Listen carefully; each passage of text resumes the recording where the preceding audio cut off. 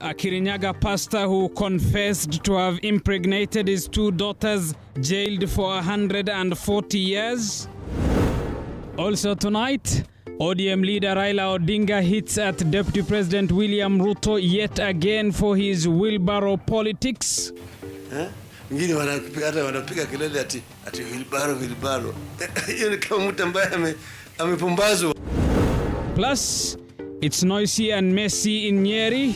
Governor Mutahi Kahiga says he regrets nominating Caroline Karugu as his deputy. When that person is not performing, is not here with us, that clearly states one thing: I made a wrong decision.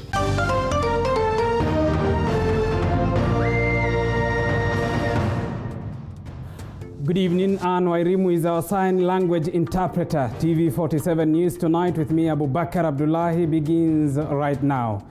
Now, a 51-year-old Akorino pastor has been sentenced to 140 years in jail. John Gishira was jailed by a Baricho court after he pleaded guilty to 2 accounts of defilement.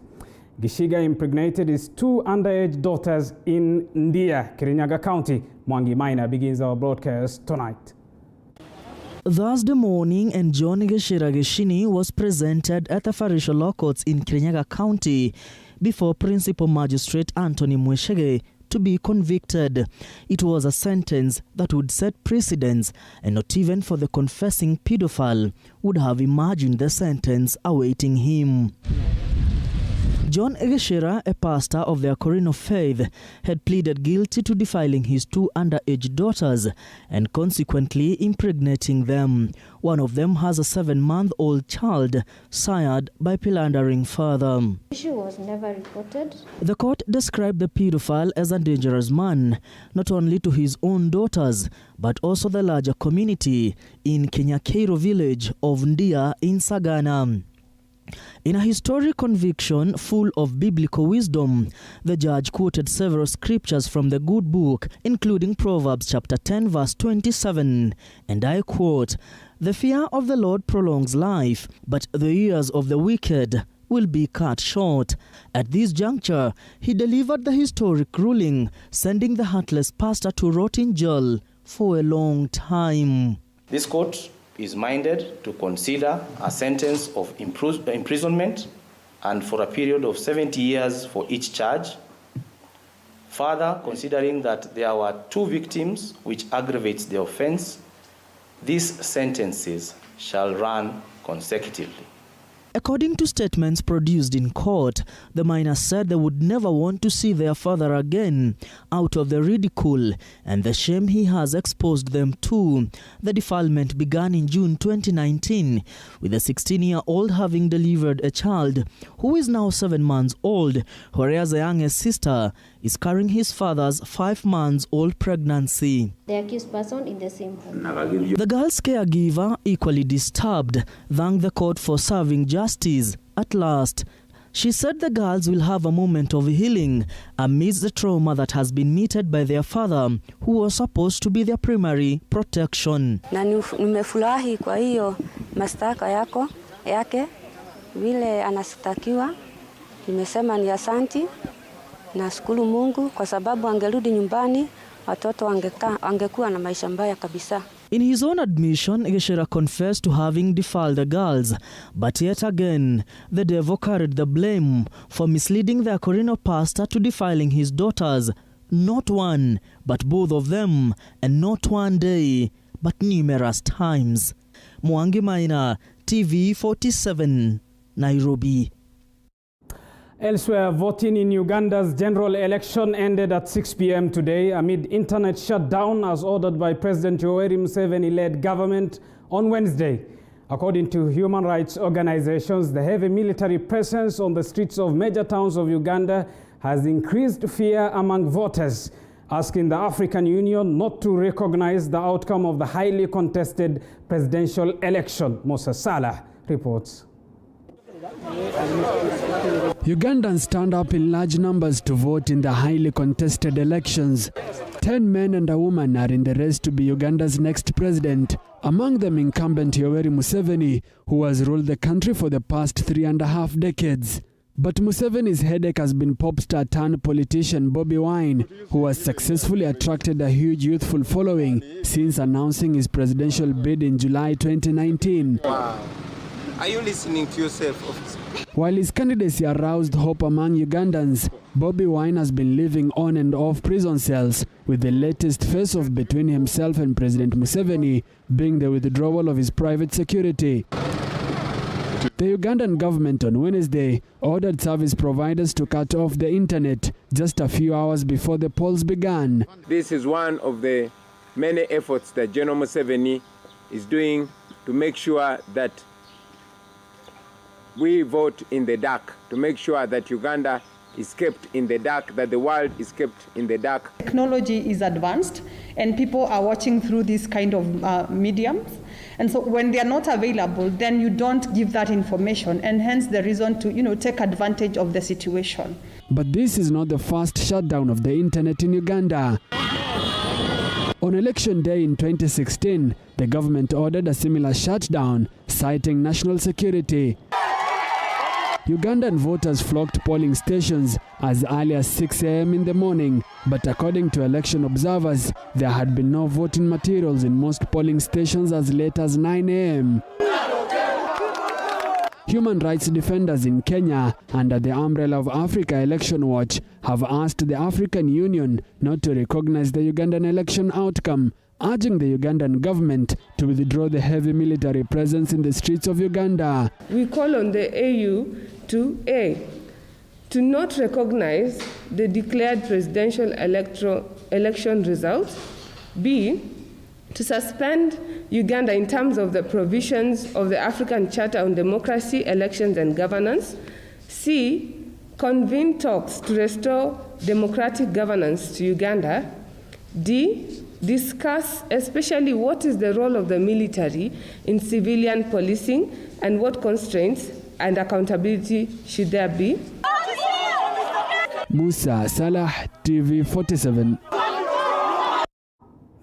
Of course, we are closely monitoring the elections in Uganda. Ugandans casting their votes earlier today. The polls closing at 5 p.m. The counting begins, and we will be briefing you and bringing you up to speed with the latest from our neighboring country. Elsewhere, 4 houses have been touched and 3 people badly injured in Kapedo along the Baringo-Turkana borders.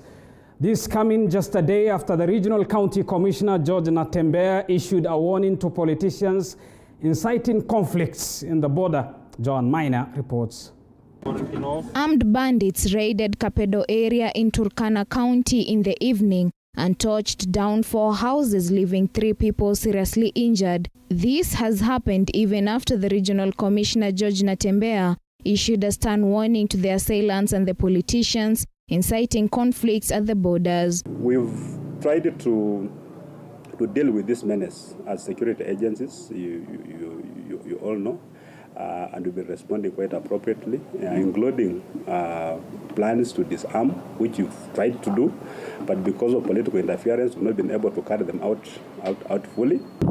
The Kenya Red Cross came to the rescue of the people who were badly injured from the attacks. Police officers have been deployed at the borders to ensure that normalcy resumes.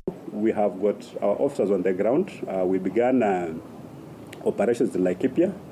That was last week, and work is proceeding well.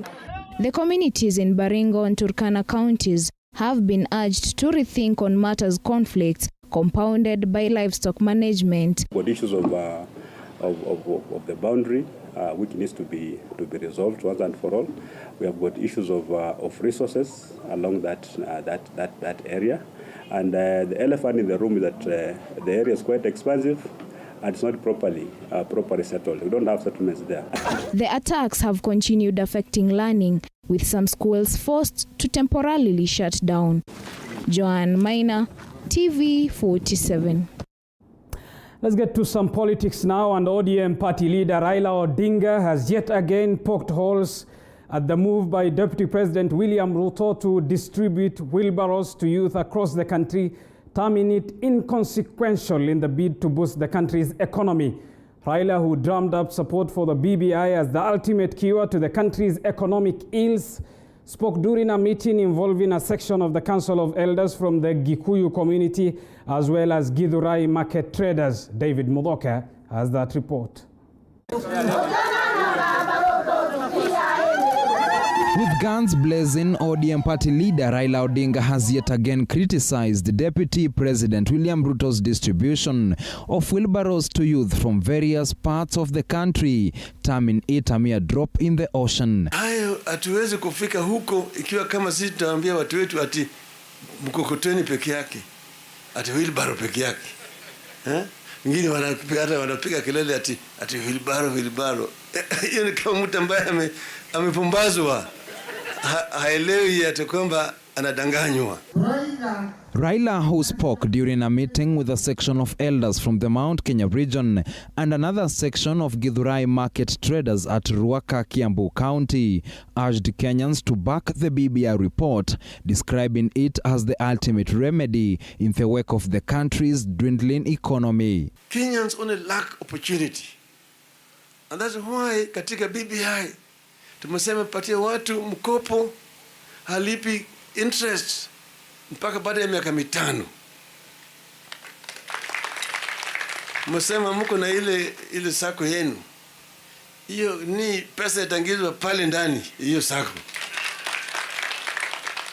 Na mtakuwa hamlipi interest yoyote mpaka baada ya miaka 5. Raila has further faulted Ruto for sitting on the fence on BBI matters, calling on Kenyans to stand up and be counted ahead of BBI's day of reckoning. Wale ambao wanapinga kitu ambayo hawaelewi. Kitu ambayo hawaelewi.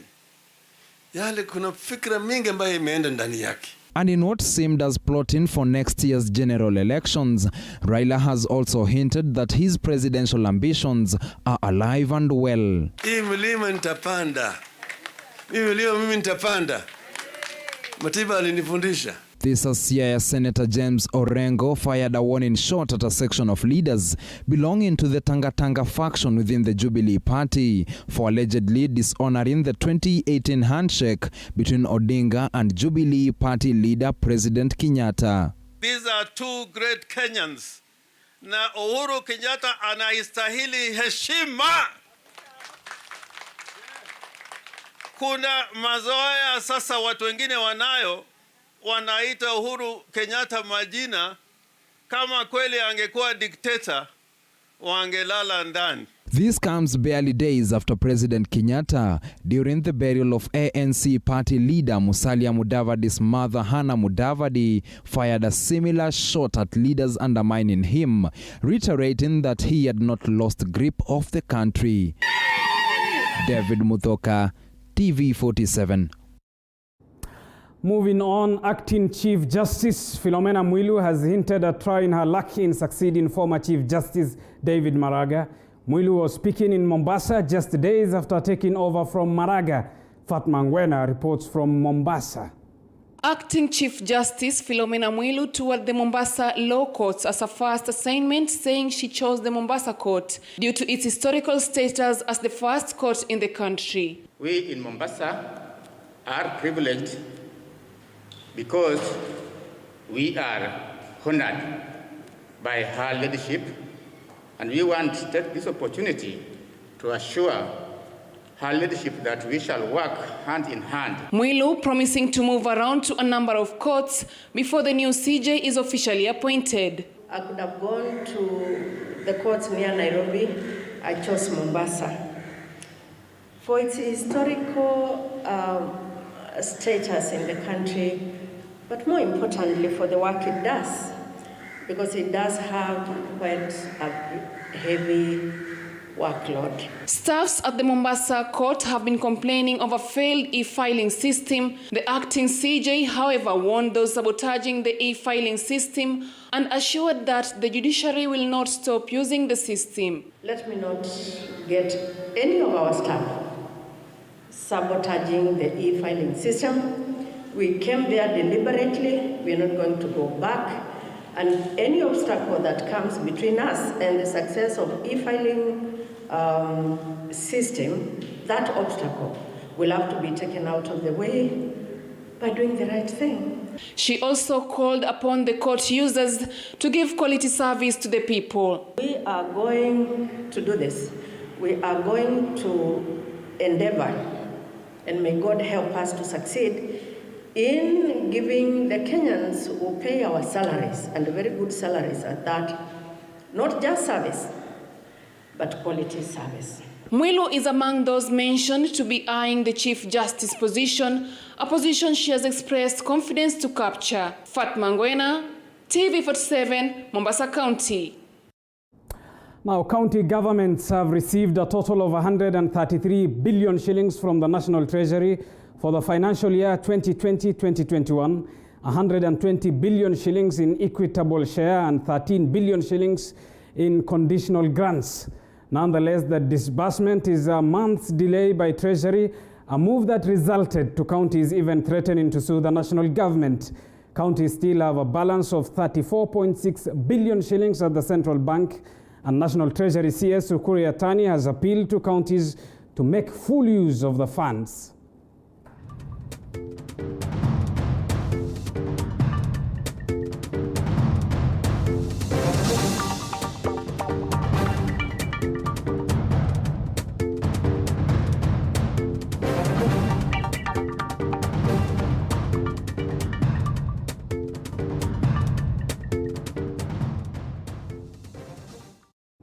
Well, still on money, Kenyans are expected to dig deeper into their pockets as the Energy and Petroleum Regulatory Authority reviewed the prices upward. Pump prices in Nairobi are expected to increase by 0.17 per litre for super petrol and 4 shillings 57 cents per litre for diesel, 3 shillings 56 cents per litre of kerosene. In Nairobi, super petrol will now retail at 107 shillings, while diesel and kerosene will retail at 96.40 cents, 87 and 12 cents respectively. The new prices are effective from tomorrow to midnight, 14th of February.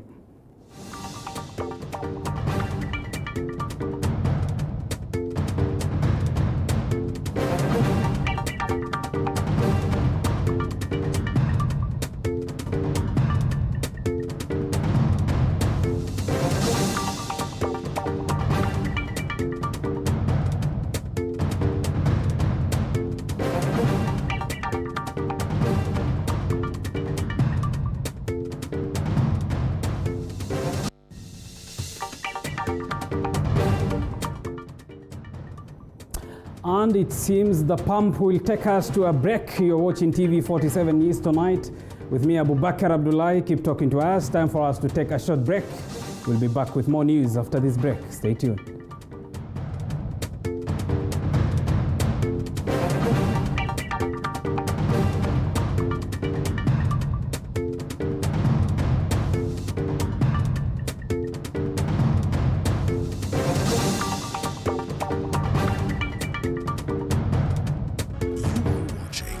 TV47, the home of untold stories.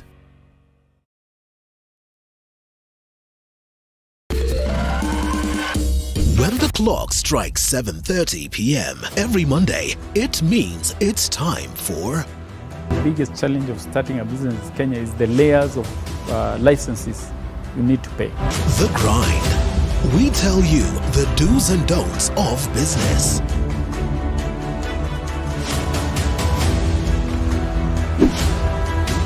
But the biggest fear was whether I'm going to make it in business or whether I'll lose my 150,000.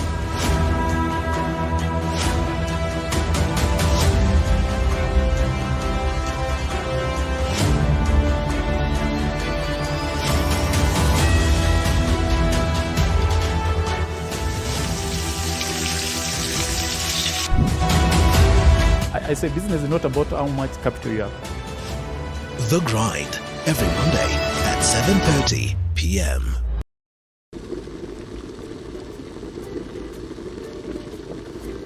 It's been an amazing year in the kitchen here on The Throwdown. We brought you ugali and brown fish by Sophia. the tasty butter chicken from the classic Mayura restaurant, and the sweet Oreo cake dessert by Lillian. This year, we bring you bigger and better from more mouth-watering meals, kitchen hacks, restaurant reviews, and even street foods. Tune in to The Throwdown every Sunday at 6:30 p.m.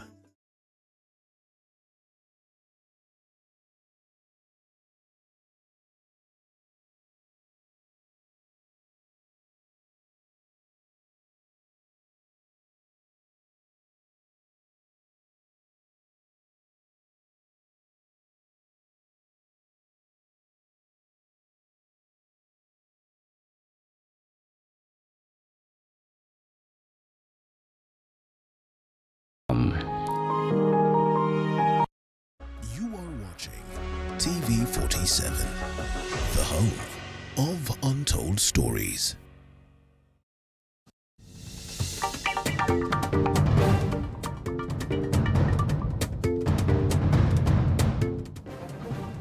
Welcome back to TV47 News Tonight with me, Abu Bakar Abdullahi. Thank you for staying with us. Now, Nyeri Governor Mutahi Kahiga now says that he made a mistake by appointing Caroline Karugu as his deputy. The county boss is accusing his deputy of failing to participate in the county's development. 2, 1, please clap at the governor. Nyeri Governor Mutahi Kahiga has come out gun blazing, accusing his deputy governor Caroline Karugu for absconding her duties. The Nyeri County boss accusing his deputy of failing to attend to any development projects in the county. Carry it and I carry it with me, because when that person is not performing, is not here with us, that clearly states one thing. I made a wrong decision, I think, and I'm proud of that. I have learned my mistakes. Kahiga stated that the academic giant has never explained why she is always absent. The deputy governor is eyeing the county's top job in 2022. I will appoint a better person somewhere, God willing, in a better position. Even you are going to learn that from their failures, you become a better person. The governor was appointed after the demise of the late Governor Wahome Gakuru, which ended up with Kahiga being sworn in as the governor.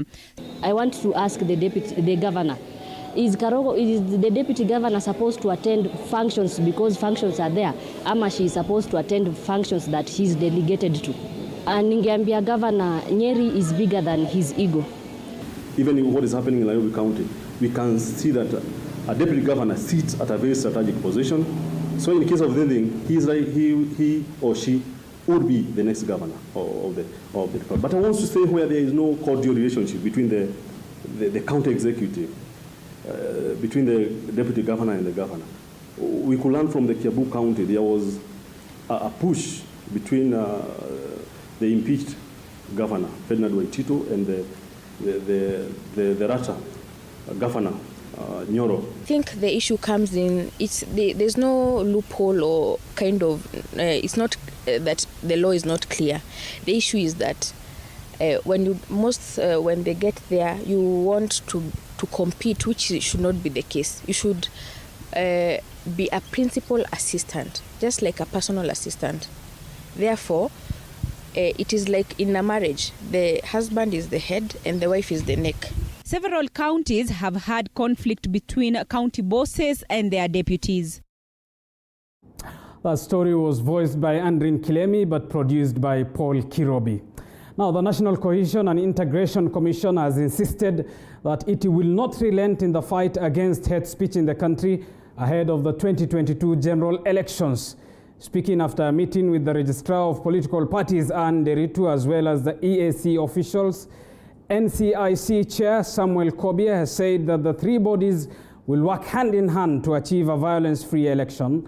This comes a day after the Commission summoned Kandara MP Alice Wahome for her remarks during last year's chaos in Muranga, and with Wahome insisting that she will not honor the summons. Kobia has now said that the Commission will have no option but to forward the matter to the Office of the Director of Public Prosecutions. We have already agreed that we will work together. We will create a platform which gives us the capacity to be able to address all the aspects of the elections that need to be addressed in order for the elections to be free, fair, credible, and non-violent. If Mheshimiwa Wahome does not appear, then what we'll do is to take it to the next level, and that is to hand over now to other agencies who will ensure that then they take action against her. So that's what we'll do. Wasifikirie kukimbia hapo kisiasa itanitisha. Mimi sitakubali kutishwa. Nilisema there was ethnic mobilization after the Keno death. And I also said that during the burial of those two young men who died after the Keno incidents, there appeared to be ethnic mobilization, and we as leaders have to speak and to talk about it and must condemn, and I will continue to talk and to condemn. Moving on, a somber mood engulfed a family in Shikoti village, Lurambi constituency, Kakamega County, following the sudden death of a middle-aged man who hanged himself following a domestic wrangle. Mulindi Keri now reports. It is believed that the deceased Simon Ahonya, aged 37, arrived home drunk and started beating his wife after suspecting her to have an extramarital affair, as the wife fled to her in-law's house for safety. Alipokuja kitu kama saa 2 na kitu, akapata kama mimi napika mboga. Akakuja akasunguka nyuma ya nyumba paka kote. Akaanza akapika wote. Akauliza watoto yake wote habari ya John. Watoto akasema poa. Mama alishinda yako leo wapi? Watoto akamwambia mama leo alienda tu kutoa pisi akarudi nyumbani. Kurudi nyumbani mzao kurusika, akasema sameni ukweli. Hakushinda hapa. Sasa mbona anapika saa alikuanga wapi? Ndiye akaingia kwa nyumba akaanza kumulika, akaniambia nitoka nje. Maji kani yanyiko hapo kwa ukuta. Nikamwambia watoto hiyo maji yenye unasema hiyo ndio walimwako kwa ukuta. Ahonya told his family members before he hanged himself that when he arrived home, he found his wife Elizabeth Kuteha with another man, and on inquiring, the wife claimed that he was talking to her children in the house. The deceased left his mother's house angry and left the children to spend the night with their grandmother, only to be found at the wee hours hanging on a tree behind their kitchen. Kuamkia asubuhi Jumatatu ndio nikasikia mama yangu kwa miti huko nyuma ama chinyonga. Haikikuwa kitu mbaya. Nilikuwa napika na watoto story, nikaambia mtoto wangu mkubwa huyu mkijana, mwezi wa 7 tutakupeleka kwa shule. Nitakupimia info mwezi wa 6. Na baba yake anapatanga kunywa kila kitu. Alikuwa makunywa yako kawaida tu bangi, sigara, pombe. The mother to the deceased, Christina Winja, with a section of family members, say the couple has been having constant quarrels. Lakini kama ni ukombi, hiyo ni kitu ya kawaida. Ni kitu yenye wamezoea. Si ati ni chana yenye walikuwa wameanza. Karibu wiki 2 utapata kuna ukombi. Karibu wiki 2 utapata ni ukombi. Nikasema babu, kila siku ukombi. Ni nini mbaya? Hata mwezi kukaako wiki moja kama mtakombana. Ni nini mbaya? Akaniambia, "Mathe, mimi nimekuja, nimepata bibi yangu anaongea na mtu mwingine huko nyuma." Na sasa The body was moved to Kakamega Funeral Parlor for postmortem. Mulindi Keri, TV47, Kakamega. A sad incident, isn't it? Moving on, Charlotte Bai Poda, a 97-year-old woman, is the first ECD teacher in the country. Bai Poda started Bengo Primary School at Rabai in Kilifi County in, listen to this, 1956. A school that was attended by many Kenyan leaders, including Kilifi County Deputy Governor Gideon Saburi. Crenson Yeri has the details.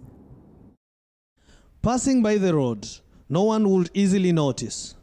Although the buildings are hidden, the history still remains, telling the story of many decades ago. Daniel Murenje Ali, the school's administrator, gives us a brief history of the school.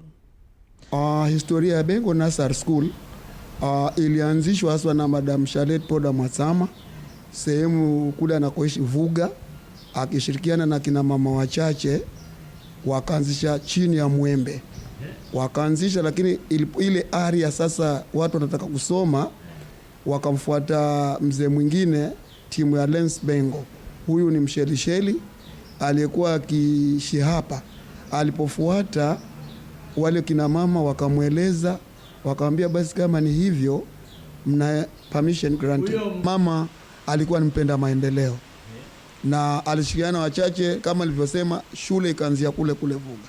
Kwa hivyo zaidi ya hapo siwezi nikajua, lakini pale nilipoingia hapa ndio yale machache ambayo naweza kuona. Sasa hivi yuko wapi mama Baitwa? Sahii mama Poda yuko nyumbani Vuga.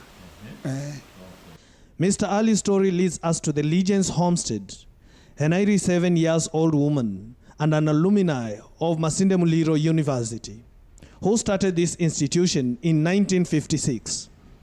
Although she sits on a wheelchair, her mind is stable enough to give us words of wisdom. Wazidi kuendelea mbele kwa hasa kwa mambo ya elimu. Washirikiane vizuri. Ndoto yako wewe ilikuwa ni elimu tu, ukiwachapa hawa watoto wako waende kusoma.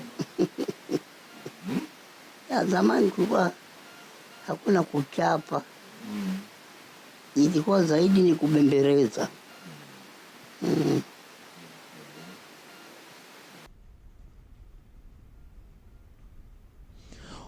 Although he never attended her classes, James Zuya Mwasama, Bai Poda's firstborn, admits that his mother was a no-nonsense woman.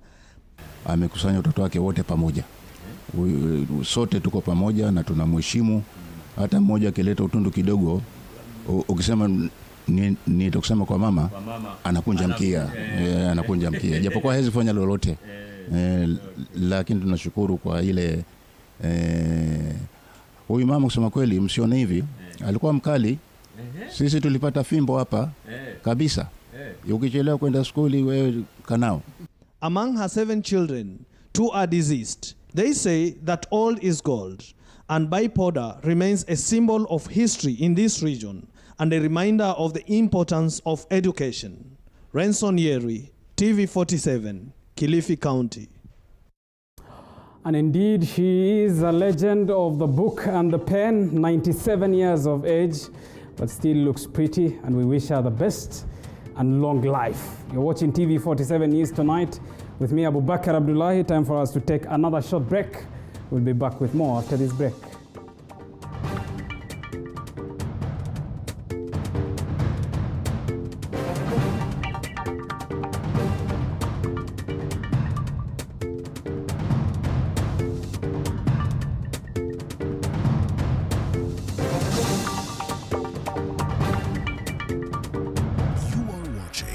TV47, the home of untold stories.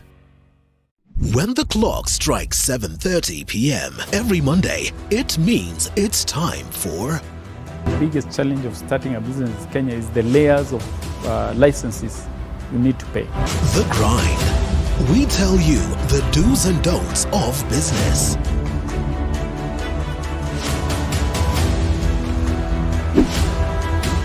But the biggest fear was whether I'm going to make it in business or whether I'll lose my 150,000.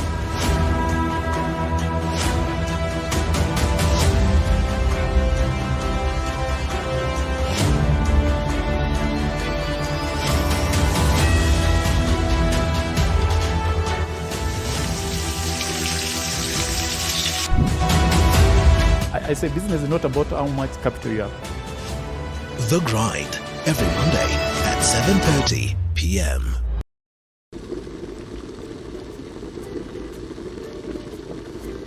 It's been an amazing year in the kitchen here on The Throwdown. We brought you ugali and brown fish by Sophia. The tasty butter chicken from the classic Mayura restaurant. And the sweet Oreo cake dessert by Lillian. This year, we bring you bigger and better from more mouth-watering meals, kitchen hacks, restaurant reviews, and even street foods. Tune in to The Throwdown every Sunday at 6:30 p.m.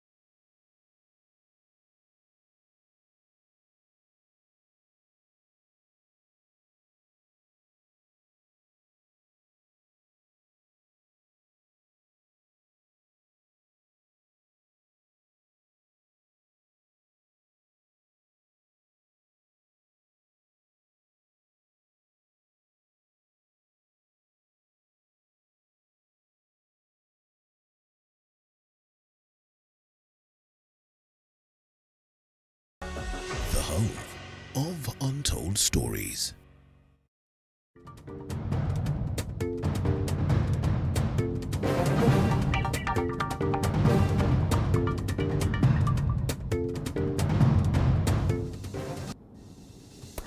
Welcome back. Thank you for staying with us. Now, due to the risk expectant mothers are exposed to when giving birth, the Ministry of Health has launched a multi-stakeholder platform set to improve access to quality resources and healthcare services. This even as children who take up the highest population in the country are at a risk if their nutrition is not taken into consideration. Nanok Lauren reports.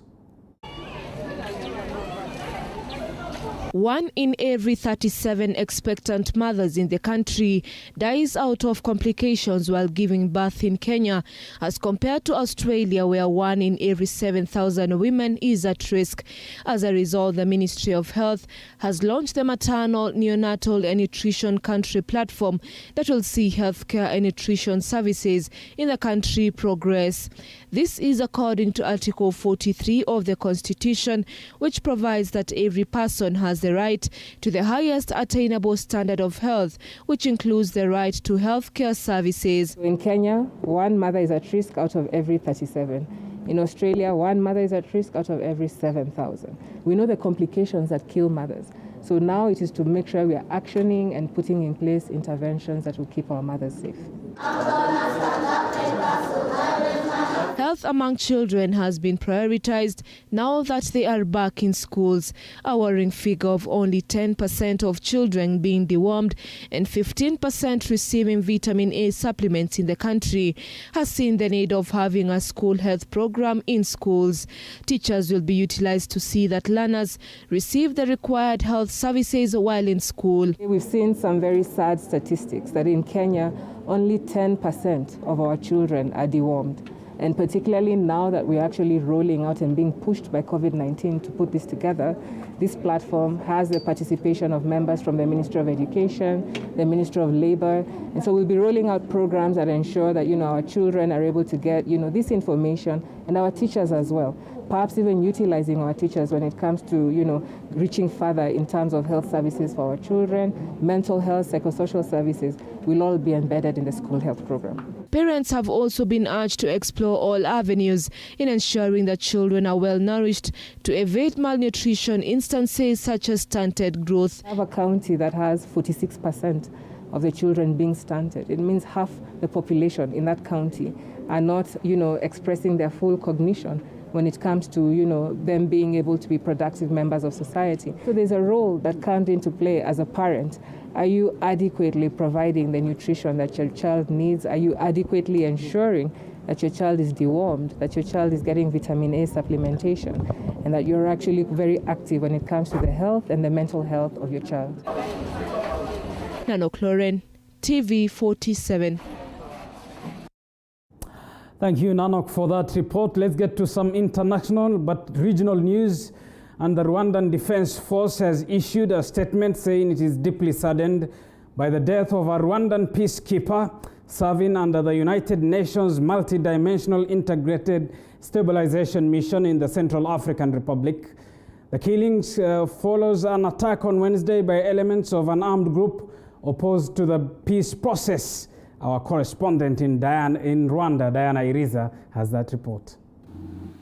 This was mentioned after MINUSCA on Wednesday strongly condemned an attack by the rebel coalition on its peacekeepers, on which a Rwandan peacekeeper was killed. The rebel coalition launched an attack on the peripheries of the capital Bangui on Wednesday this morning.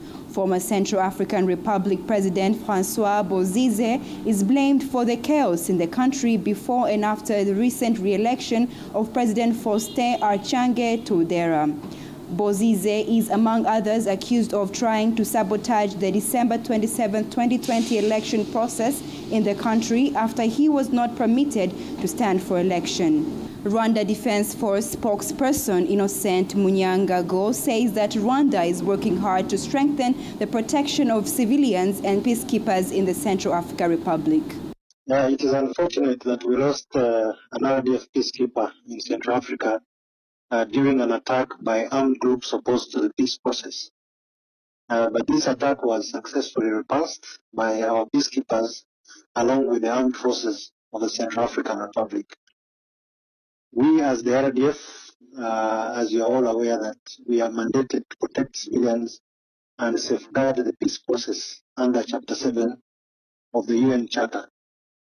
This is what our forces are doing and we will continue to do in Central Africa and any other peacekeeping mission under which our troops serve. The Rwandan government deployed force protection troops to the Central African Republic on the 20th of December 2020 to ensure peaceful general elections that were scheduled to take place at the end of the year. Diana Iriza, Kigali, Rwanda. Thank you, Diana Iriza, our Kigali-based correspondent, for that report. Let's get to the world of sports now and bring in sportsman Dennis Otieno. Dennis, what do you have for us tonight? Well, thank you, Abubakar. Tonight we have a lot lined up for you. We tell you what went down in the 6th leg of the Safari Tour Golf Series that is ongoing in the country at the Rift Valley Golf Resort. Also, we tell you about the title that Mauricio Pochettino has won for the first time in his managerial career, as well as some basketball action. Now, this and more coming up in just a bit.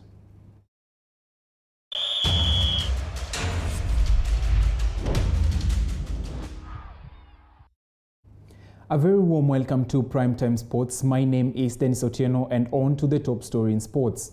Now, the Kenya Footballers Welfare Association, KEFWA, has called on Football Kenya Federation to give precedence to player welfare, even as the federation purposes to improve the status of football in the country.